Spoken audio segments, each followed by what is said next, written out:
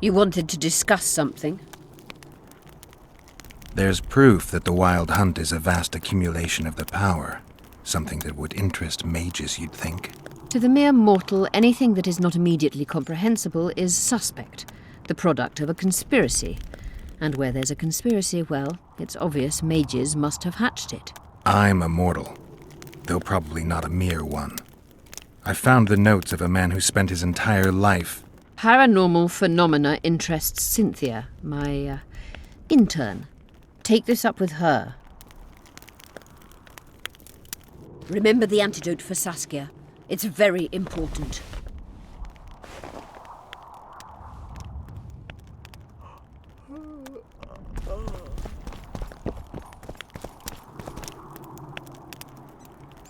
I'm trying to learn something about the Wild Hunt.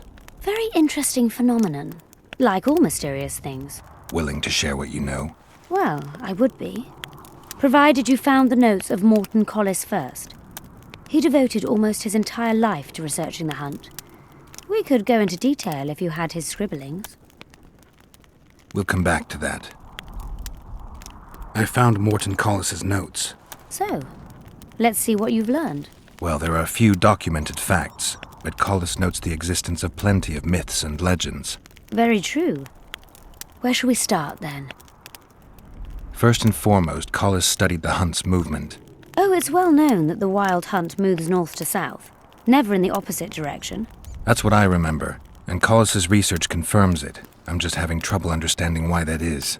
The retinue's trajectory brings it into our world at the North Pole. Thus, once here, the wraiths can only move south. Collis claims the hunt's appearance can be predicted by observing the Orcan Nebula. And eclipses affect how often it appears. In any case, it arrives on the winter solstice, though not necessarily every year.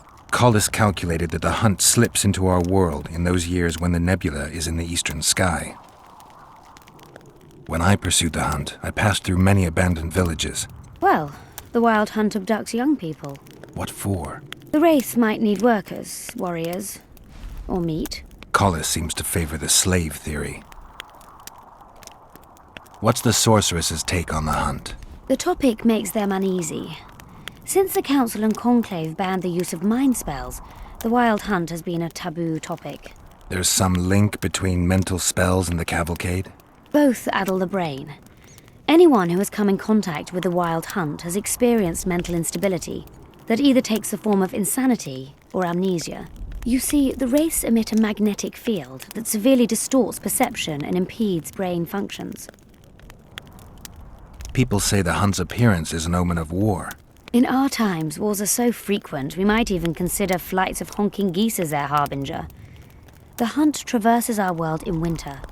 Wars usually break out in spring, but only because rulers wish their soldiers to die in battle rather than of cold.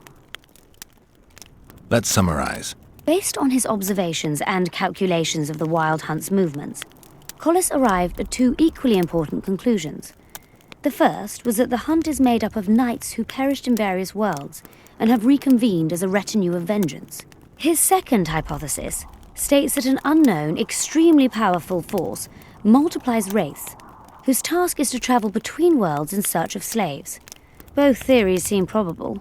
Each time someone runs into the hunt, the wraith's magnetic field causes their mind to descend into chaos. By inference, another meeting with the hunt and its field should reverse the effects of the first. Perhaps. Someone who lost their memory or their mind on their first meeting with the hunt could recover either on the second meeting. But I'm afraid that's unproved. Anyone who has managed to escape the wraiths would rather die than meet them again. So, you can lose or recover your memory by meeting the Wild Hunt. Do you know something I don't? I have amnesia, but my memory's been coming back since a certain event. Since when? Since I killed a spectre, the king of the Wild Hunt.